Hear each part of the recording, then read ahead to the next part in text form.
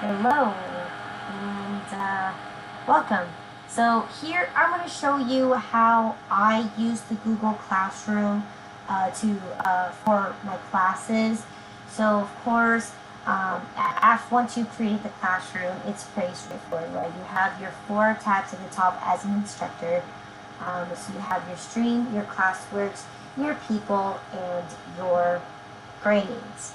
Now, of course, on here, if you scroll down on the first portion right here on the first tab under stream, you see that you'll have things that, such as creating posts or things like that you want to add in here. So first, because I created this classroom just for the future class, here, if I go ahead and make an announcement, now what happens is that if I make this announcement, any student that signs up with their personal Google account or whatever it means they created a new one, it's going to automatically notify that I sent a notification to them or sent an announcement. So for this example here, I could say, hello, class, welcome to QuickBooks. Okay? And there's other things I could do too. Such as if, let's say, I wanted to post something. If you notice here, you see this little paperclip / add button. If you click on that, you have 4 options to add to your announcements, whether it's a link to something, such as usually what I usually link here is the link to Orba. And you can also upload a file directly from your computer if you would like. Other things too is you could even upload a video. If you found something and you'd like to share it, you can upload it as well. Okay, or if you are sharing a Google Drive with your students, you can upload something on there and you can attach it on there so they can download it. So those are the few options here. Now, besides uploading the ones that have files, particularly like maybe it's an image or a document or an Excel sheet. Usually that one you would definitely use that one.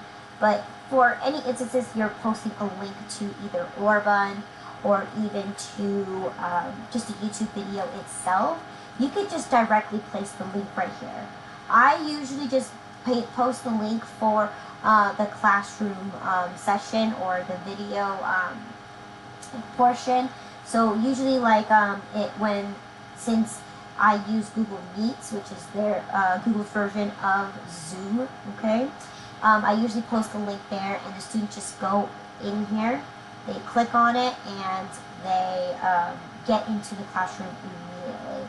Now that's exactly what I'm going to show you do if you choose to make everything a little easier, universal. I do recommend that you do switch over to Google because it's actually a lot easier to use than compared to Zoom. But Zoom has a lot more features and things that you can do as a class setting. And usually it's actually more on a professional level as well in regards to being able to mute your students and whatnot. But for this example, I use Google Meet, so if you'd like to, you can click on your Google Apps and go to Meets. And this is what usually pops up. And I generally like to create a new class. I'm not going to create it for a later portion. I'm just actually going to just create an instant one right now. And the great thing about this is you can always you reuse this link over and over and over and over and over again. So this link could be the permanent class that the student can dive themselves into instead of having to email a brand new code, a brand new link, and etc., etc. And the great thing about this is a private link. The only people that can have access to it is the students themselves. So if someone just comes in here randomly, it's most likely going to be another student, because the classroom is only visible to the students, because once you place that class code, no one else can have access to it. Only the students have access to it. And if a stranger were to come in here, they would have to request the code, or it's going to be on the classroom itself. So students can give permission to other people, of course, just because the class code is kind of on a public platform on this case. Once a student has access to it, they have the student has access for that code for any reasons that they have to utilize multiple devices or not. Okay. But with that being said, of course, the Google Meets is awesome. It's very simple. Right here, you have your simple, your microphone, if you want to hang up the phone call or hang up the meeting, and then if you want your camera on or not. Okay, so once you do that, again, if you'd like to know more about the Google Meets, that's definitely something I can do a video for. Okay, so here it gives me a link, and I'm just going to go ahead and copy it. So hopefully that copies it on there, and I'm going to go ahead and post it into this. Okay, so I go a link to class, and I would just post a link right here, and I go ahead and press that post. Now once I've done that, what's going to happen is that it's going to be a link, and any student can just click on it, and it will just give them access to the Google Meet / Classroom, whatever that you use. If you use Zoom, you may add all the credentials on here with the link and the passcode, whatever it is, right? Because once you've done this, it sends it directly to their Google email that they signed up for the class for. And the great thing too is that they can write notes underneath the announcement, so then instead of cluttering so much stuff, right, they can make a trail of events or a trail of comments on here if they'd like. Okay, so that's a great thing there. And again, once again, I also use this for link to the Orbund, etc., but also announcements for anything that the class has. Okay, you can also post announcements here too, or assign assignments, and students can look up here to see what is due or what is upcoming. All right, and we'll talk about this section in a few seconds. So that's the stream platform here. You can do a lot in regards to just utilizing only the stream section, but the real meat of this is to actually start looking at how to use the classworks. So once I click here, right, it gives you a little couple things that you can do in regards to these things, like use topics and things that they've offered for you. But in this case, we already have the topics that we want to create. So the first thing you want to do is pretty straightforward. Click on that create button, and it gives you these options. You can create assignments. So if I were to click an assignment, right, I can create it, the title of it, what it is, and if it's a file that I need attached to it, whatever it is, you can do it so.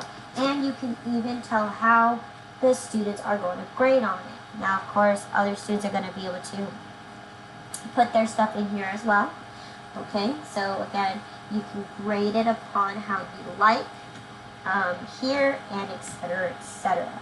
I don't actually use this portion of the assignments. The only thing I actually truly use is going to be materials. So again, you can upload quizzes, assignments, and you can also do a question if you want to pose like a blackboard, right? You ask a question and you have the students reply to that question. But in this case, I only use it for materials. Now, if I go ahead and click on the materials, first thing is I'm going to start creating a folder. Okay, so in this case, I'm going to go ahead and click create a syllabus and class calendar or schedule. So then students know where to go here. Of course, that's just the title of the folder, but underneath it, you can make any description that you like on it. So if I were to make my title Chapter 5, right, in the description box, I can tell the students what exactly to look forward in Chapter 5, okay? And same thing here. We are able to click on that little paperclip button that says Add, and it's going to be the same 4 things that we saw on the stream site. However, this one's actually going to be a little different because it allows you to keep it on there without having to scroll all the way down to the very first thing. It allows you to keep all your folders of all the files that the student needs in one place. So for example, I'm going to go ahead and actually upload the actual syllabus for the class. So again, I'm going to go to locate my folder. Here I have it under LVPTA, Accounting, QuickBooks, Google Classroom, I believe,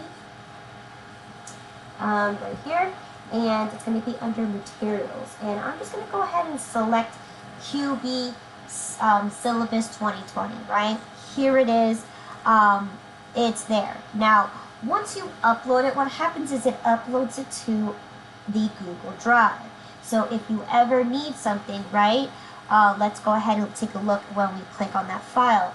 If you ever need something, right, that you're reusing your recurring files that you're uploading, you can search your whole entire database of the things that you've uploaded so far on your Google Classroom. Okay, so as you can see, I've uploaded a lot of stuff on here. Okay. Now, for me, I have to constantly change it due to the dates, due to, maybe I need to add something to it. So I don't actually use the stuff that are in the Google Classroom, Google Drive itself. I usually just upload a new one every single time. So it just makes it easier, especially if you have that kind of you know exactly what to upload instead of having to search it or look it up. It's just going to be a lot more easier on your end for that kind of case. Again, you can do it again if you click upload. You just click on finding the stuff in your PC and you'll be able to upload it there. So again, here it's once I've uploaded it, it's going to automatically upload it to my Google Drive for my personal one, not the one I share with my students. Okay, we'll talk about that in a second. But here it is, and I'm going to go ahead and click post. Okay. So once I post it, now I've created a folder. So once again, on my stream, right, you can have a lot of things that are written on here, posts, even files and stuff. But the thing that's bad about this is that the students have to scroll down and actually have to locate where that announcement was. Whereas if you see, as you can see, it also made an announcement that I've uploaded something. It will also email your students that as well. So by going to the classworks, right, I've created all my folders, and by clicking on the folder, it will pop up the files that are underneath the folder. Okay, pretty straightforward. And the great thing is, every folder that you create, you can always edit the folder and keep adding new stuff. So if I, for example, I have this, right, I can constantly put in YouTube videos or even adding any extra files in particular. But in this case, I'm not going to add anything, so I'm just going to leave it alone. But the only bad thing is that each folder can only hold up to 20 files at a time.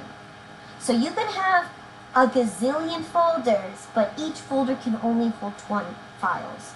So, for example, and then on top of that, usually with topics, you kind of want to separate them. So here I have the classroom rules, the class schedule. So maybe the next folder I'll create will be, student portable files that we use for the class. Portable files, okay? And of course, like I said, like I've mentioned before, right? Every time you click on that, every time you create one, you can only have up to 20 files per folder. So again, that's the one that I use mostly for this. It's just the materials, and so then the students can download them. Now, let's talk about how the students can download them. Okay, so by clicking on this folder, as you can see, right, every time I click on the folder, it drops it down. What I can do here is that if I click on any of the files, whether it's this one, or the second one, or the third one, right, it will show you a preview of the exact file. So the student doesn't have to necessarily download the file. They can view it on their computer, iPad, phone if they download the proper application. So the great thing about Google is Google allows it to make it accessible to any type of device. Okay, and you can have multiple devices log in at one time under the same account. So that's even better. So a student can have their iPad, their phone, and their computer all logged in at the same time, doing, reading the chapter at one time, having the conversation on the laptop, and then on their phone. Well, I don't know if they do on their phone, but besides the point that they can log onto multiple devices at one time simultaneously. And I've seen students have done that before. Okay, so again, so they can, it's easy accessible for them to travel wherever they are, and if they're, at the grocery store, what they shouldn't be, right? Maybe it's 5 o'clock, they're at the grocery store, they can just view that real quick while they're there, or they're waiting for somebody, right? They could do something and look at this stuff while, they're doing their thing. So I just exited out of it by accident. So if I'm going to click back this, and let's look at the very top. Now the very top only gives you the option to print. Okay, so again, that is going to be, again, this is just the preview. Now if you kind of look at it, it kind of looks a little wonky because again, Microsoft and Google are two different things, but they're trying to integrate it, or not integrate it, but they're trying to make it so then you're able to kind of view it.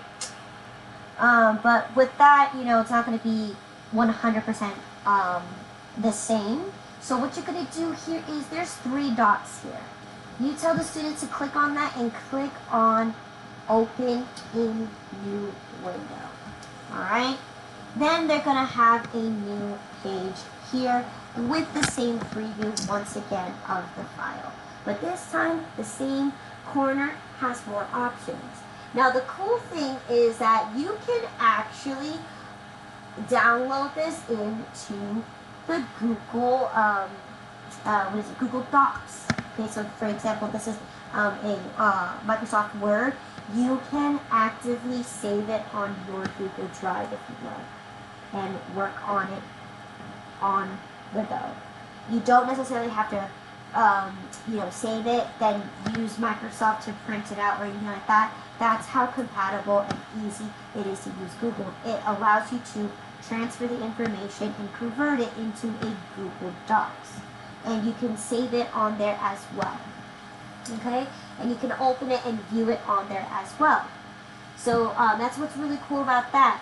There's also here the option you can print again, or you can download it. Okay? So if I click on that download button, as you can see, it's gonna reopen the bottom page down here. It says that now it's downloading it, and it's gonna download it exactly whatever the file that you have it saved at. So in this case, I have it saved as a PDF. So if you look at the top here, you could save it to Google Docs. Okay, so students, if they don't want to download it and they want to use everything online, they can do that by saving it to their Google Docs. Okay, so that's what's really cool about this. Alright, now a few things that you could do once again, it's best if you just keep it, if they do plan on using any of the Google applications that are free and accessible, such as Docs, Sheets, Slides, or something like that. The only difference is that you have to encourage them, and you have to tell them that if they do proceed with Google, it's not going to be the same. It will not be the same because Google it's also, once it's online too, it's limited on the formulas and applications that you can do on Microsoft, Word, Excel, etc., etc.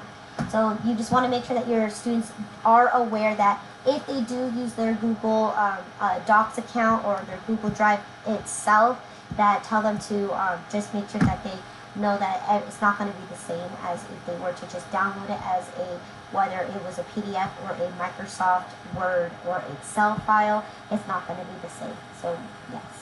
So with that being said, that's how you upload materials on there, and that's how you can also download those files. Okay. Now, as you can see, I actually uploaded the wrong file. And that's the great thing about this too, is if you go ahead and click on this edit button right here, you can eliminate it by this big X right there. Alright, so now it's gone, it's no longer there, and this time I'm actually going to upload the correct one. Alright, so here I'm going to click on that upload, and I'm going to go ahead and find the file. So the file that I want to look for is the QB syllabus 2020 for November. Alright, now again, I can choose to upload either the Word or the PDF version. In this case, I'm going to go ahead and do the PDF once again, because I don't want the students to make any changes to it. So once again, it pulled it out of the drive, and I'm going to upload it, and there you go. Okay, there it is. Now here's the new updated one, which is all, same thing but a little different. But again, you can upload as much as you want and download as much as you want. Okay, so that's the great thing too, is if for any reason that you as an instructor happen to go to campus and you forgot your flash drive, you have all the stuff here on the Google Classroom that you can download. So it's not only accessible to any students, it's also accessible for instructors as well. Okay, so that's how you do that, and this is what I primarily use. And you can also post links too if you want to have on the description. So maybe I can go ahead and let's write a description. Let's say here, this is this is the class syllabus. So I can say classroom rules and guidelines, and then class schedule. Okay. Anything you want to place in here, right? And if you open the file or open the folder, it's going to be right there. So we'll give you a description for the students for them to be able to know where to click and download. So there's multiple files, right? The great thing about that is that if you do have it, you'll have this little arrow button. So for any reasons that you have multiple files on here, you can view them simultaneously, or not simultaneously, but like you can switch to the next one pretty quick and easily. So that's the section that I actually primarily use. Okay, I don't use the test portion, I don't use the quiz portion, because I believe the grading section, you have to pay for it. Okay, because you're using the platform as a class and you're having Google do things for you, which it is a fee. I don't remember what it is, but when you create your classroom, that's the first thing you get. You get a message that's saying, are you using this for a real life class? And if you are, you need to sign up for the Google Class, to get the full package, the full access on everything that it offers. But for now, you can use the limited options here. If you are to create an assignment or an assessment or quiz or options like that, just know that the grading section, which is right here, right, you do have to pay for it. Okay. Alright. Now, that is weird. I should have a student here. So again, that's the classroom there. Now there's two things too, as well as this. So you can use the Google Classroom calendar. This is really cool, so I'm going to go ahead and click on it. You can upload any information that you need to know that's with your students, right? I don't like to use it because when I use it on this personal account, which is the Limpida account, it uploads everything, including all the classes that I have for the other students as well. So you want to, I don't use this especially, even though it can help your students if that's what you want to do, saying, oh, well, this day we're going to be working on this, and then maybe this hour we're working on this segment of the chapter, whatever it is. Or if you need to schedule in, like, we have a quiz this week, so make sure that you have it known. Again, this is actually more for advanced level of students that utilize Google. But again, once again, if you're able to type something in here, a student is also able to see it as well. And they'd be able to know what's going on. But most cases, bare minimum, students sometimes they'll be on the lookout for that. But in my case, I actually prefer to provide my students like an actual physical calendar that they can print out.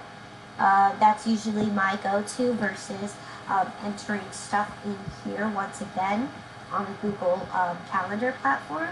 But again, if it seems to work for you, then go ahead and do it. It's pretty straightforward. It's just like using the Outlook for the calendar section. It's absolutely the same. Okay, even looks the same too, right? You have the date, you have every other hour, and you can just click on it and click on that hour, and it will pop up a message of what do you want it to say. You want it to pop up a reminder. What is there that you want to add on here? Okay, so pretty straightforward. But I don't use that section. And again, if you have a shared Google Drive with your students, so they can just download everything at once, that's where you can go ahead and do a Google Drive. But in this case, like I said, most students, they're not going to, they just want to know where to go, where to find the material. So instead of putting them through so many, links to them to go some places, I think the best bet is just to upload the materials, have it day by day, so that they can know what to look forward. And each folder, right, you can explain what is going to be there, what do you need to download, and etc., etc. Okay? And then last is going to be people. People is going to be the section where you can either boot your students, email your students, and that's pretty much it. So that's the only options you can do. So, for example, I have myself as a student, looking at myself here. If I click on these three dots, I can either send them an email, remove, or I can just mute them itself. Okay? Mute means, if we get notifications, it's not going to show up on our side. But in this case, you can email the student. All right? And that's what I like to use about this one is instead of emailing each student individually, right? I can just click on their name and email them right here using their Google account, which, again, it's all because we're using Google. Whatever Google account that they sign up with is going to be either their primary or a made-up one, but just tell them that if you're going to be using your Google email, this is the one that's going to be for this particular class. You cannot add an email that is not a Google account. Okay, so make sure that you guys know that. You can, if you'd like, use the Google account that you're using and personally email them separately, but just know that the students, for all the notifications, all the announcements, anything that you add on the Google Classroom stream, it's going to send them directly to their Google account that they signed up with the class with. Okay, and only Google students can have the access to it. Okay, and I know that you can have a section. So as we know, like if you can use your Google account, as you can have multiple accounts on here. So if you do, then that's going to be something that you could tell them that they can add in here, but most cases those things are only universal to just Google emails. So that's what you can do, okay? And you can even click on them, and you can either do an action, you can either remove them, mute them, email them. So you can send an email to all of them if you'd like, if you select all of them at once. But again, the best way to email everyone at one time and have an announcement, just use the stream, and they should be able to get it, okay? And that's the Google platform. Once again, the grading is going to be something that you have to pay for in order to activate it. I'm not quite sure what it is compared to Zoom itself, or even what we use at our school, the Orban.